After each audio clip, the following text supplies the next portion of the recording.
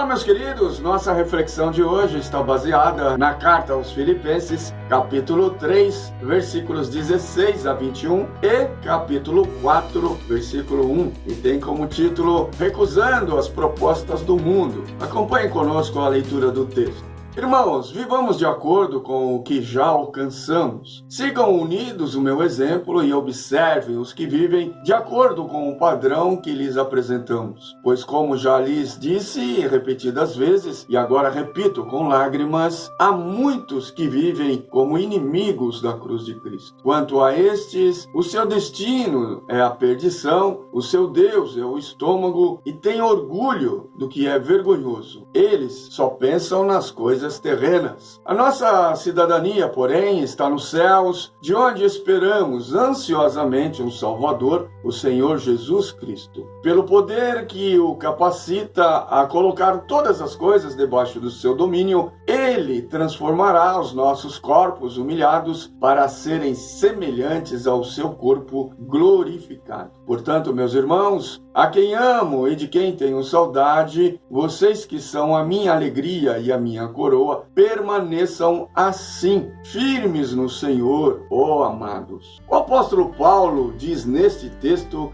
que ele está inteiramente comprometido com o projeto de Deus em sua vida e que nada seria obstáculo à obra para a qual ele fora chamado. Paulo tem como alvo e para este avança sem olhar para trás e sem olhar ao redor, que é fazer totalmente a vontade de Deus. Como o apóstolo Paulo, um dia também nós fomos chamados por Cristo para sermos seus obreiros, seus discípulos, mantendo os olhos fixos em Jesus, o nosso verdadeiro alvo, a nossa verdadeira e principal meta. Ao longo da história do povo de Deus, muitos foram aqueles que desviaram o olhar do alvo a ser alcançado, desviaram-se do caminho, dos propósitos da fé. Mas os que verdadeiramente amaram a Deus, mantiveram na mente e no coração algo muito mais importante do que tudo. Por amor a Deus, sofreram injúrias, ataques de todos os tipos e desprezo, tal qual acontece ainda hoje. Noé foi chamado de louco ao obedecer, anunciando o dilúvio que aniquilaria, acabaria com toda a alma vivente sobre a terra. Daniel foi jogado na cova dos leões por não abrir mão das suas orações ao Deus de Israel quando era escravo na Babilônia. Com a intenção de desviar Neemias da missão de reconstrução dos muros de Jerusalém, fora convidado pelos inimigos de Israel a participar de um banquete com o rei adversário e assim ser distraído da sua missão, que era a reconstrução dos muros. Com o objetivo de evitar que os hebreus chegassem à terra prometida, o faraó ofereceu a Moisés a oportunidade do povo de Israel ficar ali mesmo, por perto, sem a necessidade de se retirarem para muito longe. Prestes a enfrentar Golias, Davi recebeu duras críticas do seu irmão mais velho, desestimulando-o a libertar o seu povo da opressão dos filisteus.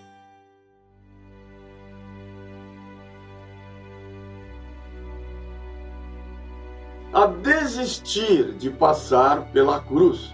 Nenhum desses se deixou levar ou ser enganado pelas propostas ou provocações feitas por aqueles que queriam desviá-los do foco estabelecidos por Deus. Noé deu ouvidos somente a Deus e não aos insultos dos incrédulos. Daniel arcou com as consequências de não abrir mão da sua fé. Neemias não se deixou iludir pelo status e oportunidade de estar com o rei. Ele não abriu mão da sua missão. Estou realizando uma grande obra e não posso pará-la, respondeu Neemias aos insistentes convites dos seus opositores. Moisés não se deixou levar pela lei do menor esforço e preferiu obedecer a Deus caminhando por 40 anos pelo deserto. Davi não perdeu tempo com as críticas do irmão e foi depressa enfrentar e derrotar o mais temido de todos os inimigos de Israel. Jesus refutou todas as ofertas apresentadas a ele por Satanás, morrendo a morte de cruz e assim salvando toda a humanidade. E hoje, meus amados, neste momento de quase pós-pandemia, o que ou quem tem procurado desviar você do caminho ensinado pelo Senhor Jesus? Quais propostas você tem recebido e que tem procurado afastar você do convívio com os irmãos em Cristo? Quais medos têm dominado a sua mente e impedido você de participar dos cultos presenciais juntos com os teus irmãos? Suas justificativas têm sido sinceras e honestas diante de Deus? Quais propostas ou oportunidades o mundo tem apresentado a você de maneira que você creia mais no homem e menos em Deus? O que tem sido oferecido a você, meu querido, minha querida, em troca do seu envolvimento com a obra do Senhor Jesus Cristo? Quais banquetes ou ameaças têm impedido você de prestar o seu culto a Deus de maneira presencial? Saímos para trabalhar, saímos para passear, vamos ao shopping, a restaurantes, lanchonetes e até mesmo viajamos, mas muitos não têm ido aos cultos. Meus amados, nós seres humanos temos uma grande tendência ao comodismo, mas nós não podemos nos acostumar a não irmos aos cultos presenciais. É claro que é muito mais fácil, muito mais confortável e tranquilo assistirmos às mensagens pelo YouTube e às transmissões ao vivo pelo Facebook. Não precisamos sair de casa, não precisamos nos preparar, mas isso é um paliativo e não uma prática de culto e que, portanto, não deve perdurar por muito mais tempo. Precisamos nos esforçar para voltar ao culto presencial junto com os outros membros do corpo de Cristo, os nossos irmãos. Isaías 55, versículo 6 diz: buscai a Deus enquanto se pode achar, invocai-o enquanto está perto. E em Mateus 24, versículo 13, Jesus afirma que aquele que perseverar até o fim, este será salvo. Também em Mateus 24, 22, Cristo declara: não tivessem aqueles dias sido abreviados, ninguém seria salvo, mas por causa dos escolhidos, tais dias serão abreviados. Meus amados, meus queridos, pense, reflita e ore. Como você tem estado na sua fé, no seu relacionamento com o Senhor Jesus? Como está o seu culto prestado a Deus? Você tem prestado o seu culto?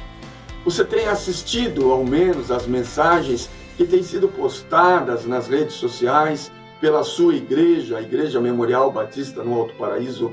Você tem orado na sua casa com a sua família? Você tem lido a palavra de Deus? Ou você está dormindo em berço esplêndido e deixando a sua fé esfriar, o seu relacionamento com Deus de lado?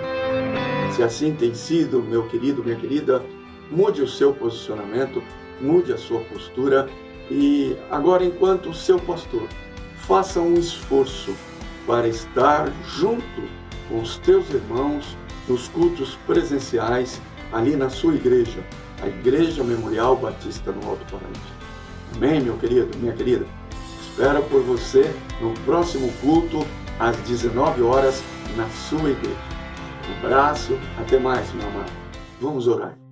Senhor Deus e Pai, nós te somos gratos, ó Pai, pelo teu carinho, pelo teu amor, pelo teu cuidado, ó Pai, conosco. Te agradecemos, ó Pai, porque sabemos que o Senhor em tudo tem cuidado e nada tem nos faltado, ó Pai. Te agradecemos também, Senhor, pelas suas misericórdias que se renovam a cada manhã nas nossas vidas, ó Pai. Pai querido, te peço em nome de Jesus que abençoe, Senhor, os nossos lares, que cuide, Senhor, de cada família. Abençoa, Senhor, cada família da Igreja Memorial, ó Pai. Guarda, Senhor, as famílias. Abençoa, Senhor, aqueles que estão desempregados, ó Pai. Aqueles que estão necessitados, os enfermos, ó Pai. Cuida, Senhor, de cada um deles, ó Pai. Sê também, ó Pai, com a família do pastor. Abençoa também, Senhor, cada um deles. Dá saúde, ó Pai, a eles. Cuida, Senhor, do nosso pastor. Que ele, ó Pai, venha estar bem de saúde, ó Pai, e que ele tenha, Senhor, sempre este mesmo desejo de estar falando da Tua palavra, Senhor, e nos trazendo conforto a cada dia, ó Pai. Abençoa, Senhor, também a nossa cidade, ó Pai, o nosso estado, o nosso país. Pedimos, ó Pai, pelos nossos governantes, que o Senhor os abençoe, que dê saúde a eles, ó Pai, e que eles também, Senhor, tenham, Senhor, um compromisso de estar cuidando do povo, ó Pai. Abençoa, Senhor, e cuida de cada um deles, ó Pai. Sê conosco, ó Pai, em todo tempo. Nós te agradecemos em nome do Senhor Jesus. Amém.